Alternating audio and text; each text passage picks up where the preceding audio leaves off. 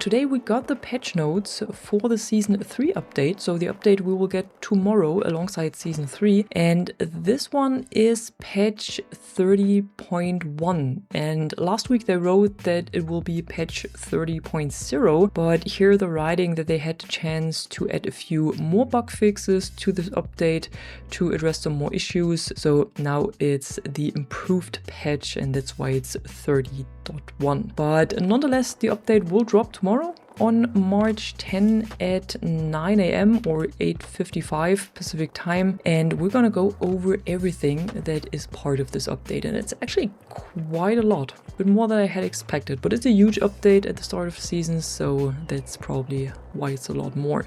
If you want to know what else is added in terms of new content and so on in Season 3, then be sure to check out the video in the info box because I already went over all of this over there. But they also go over some of the stuff here under new features in these patch notes, so I'm just quickly read through them.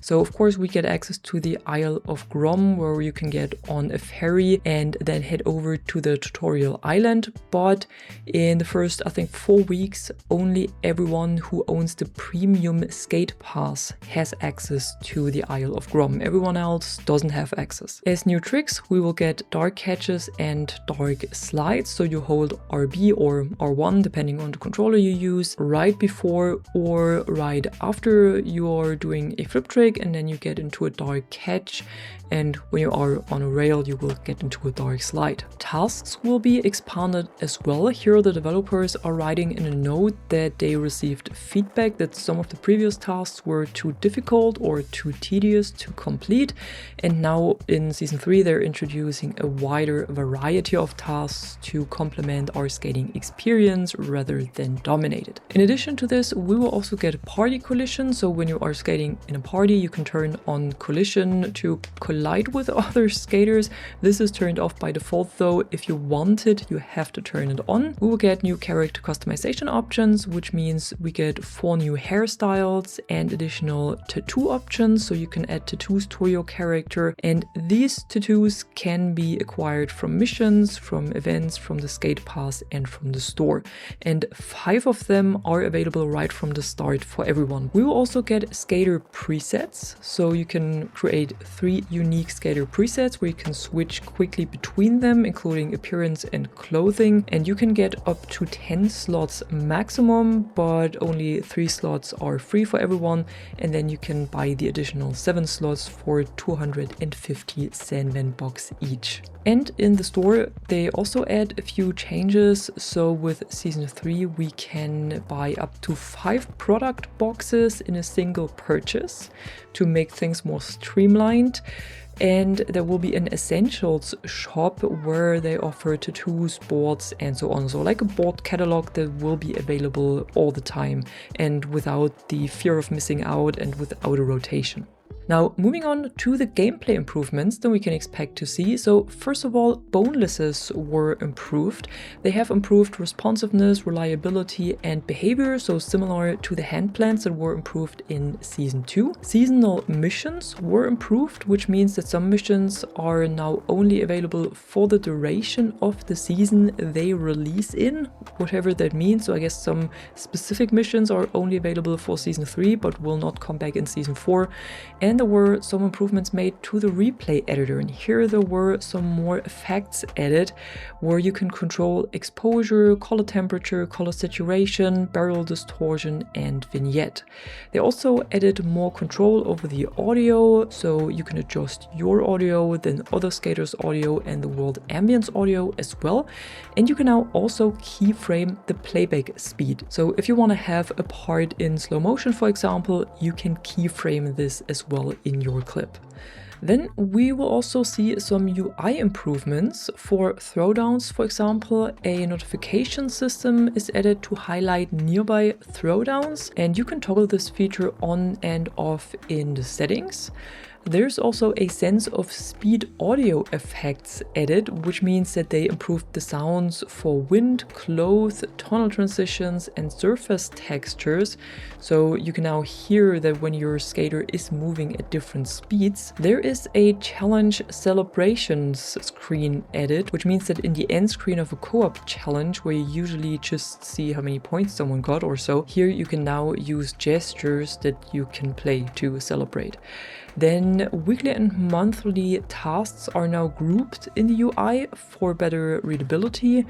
There's also a new player status added for better communication. So next to the name of a player, next to their gamer tag, you can then see if they are in an activity in the menu or if they are AFK. And in the store, you will then be able to just hover over an item to get a preview of this item, and you don't have to click on it to get a preview. Then we have some specific PC graphics and performance updates, and hopefully some fixes as well. So they are replacing the current PC benchmark, which means that based on live data, they implemented a new scoring system for GPU and CPU, and depending on this benchmark, it's possible that some players move up or down in visual quality in favor of a better performance.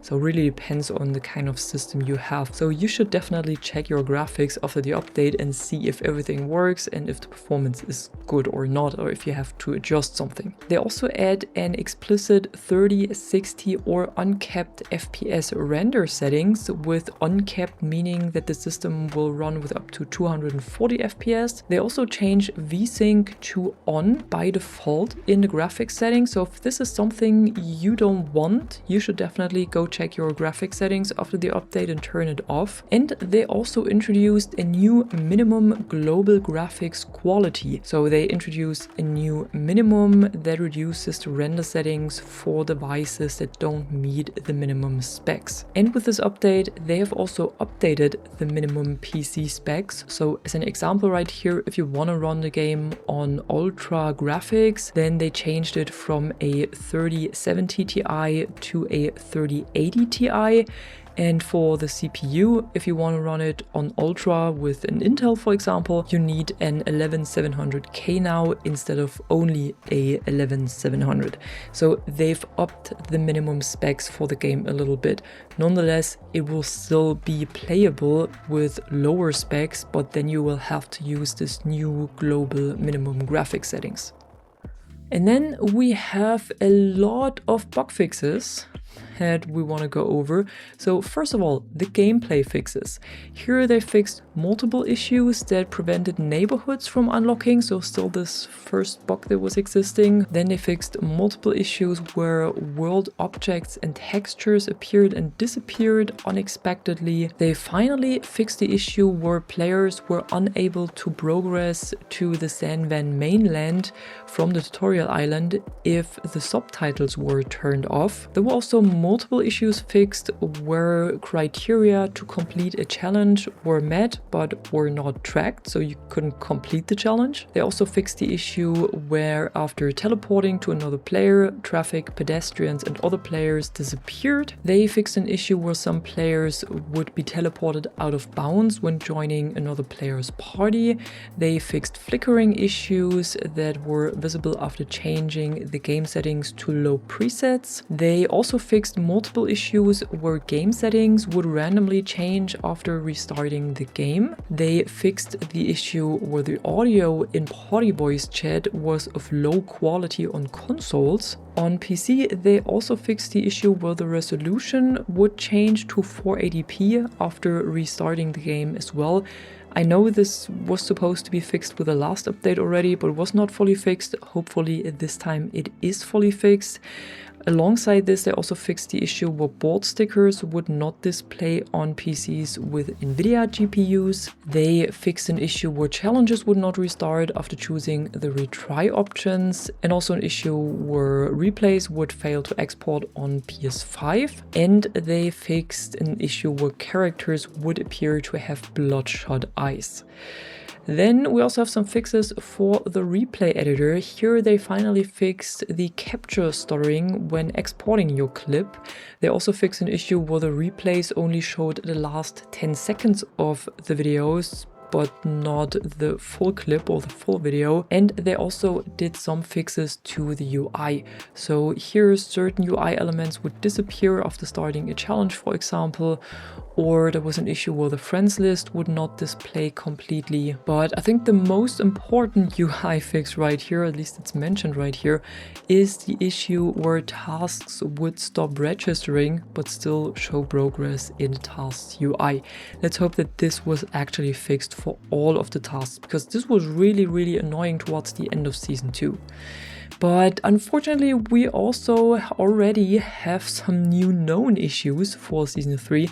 The list is fairly short so far, but I'm pretty sure there will be more issues coming in the future. Right now, the known issues that we have for season 3 and that are still being investigated is that rarely when players enter the store tutorial, the social menu accidentally opens instead and the controller becomes briefly unresponsive. Then there is an issue where scrolling through session type options in the throwdowns menu causes descriptions to mismatch. The game also sometimes crashes when a 4th player joins your party. Let's hope this is not too much of an issue or too bad of a bug. Then there is an issue where when you are adjusting your video settings on PC, it can cause other settings to change. So apparently this is still a problem. Also, after accepting a Skate party invite via Xbox Live or PlayStation Network, the invite reappears after the player is already in the party. And when traveling as a party to the Isle of Grom, if the party leader has a menu open while the timer is ticking, the timer will get stuck at 0. There's a workaround for it. Canceling the queue will resolve this issue. And then as a last known issue, there is that the progression bar sometimes incorrectly tracks your progress during tasks. Yeah, so we're starting with a lot of fixes, a lot of changes into season 3, but unfortunately also with a few known issues already that doesn't sound too great, to be honest. But let's see how many there are actually, and let's see how much they affect us. So yeah, these were all of the fixes and changes that we can expect to see tomorrow with Skate Update 30.1, so the season 3 update. I'll be back tomorrow with another video checking out everything that we got in season 3, and if you enjoyed this one right here and you want to stay tuned for more videos like this, don't forget to drop a like and subscribe, and I'm gonna see you in the next one. Bye bye!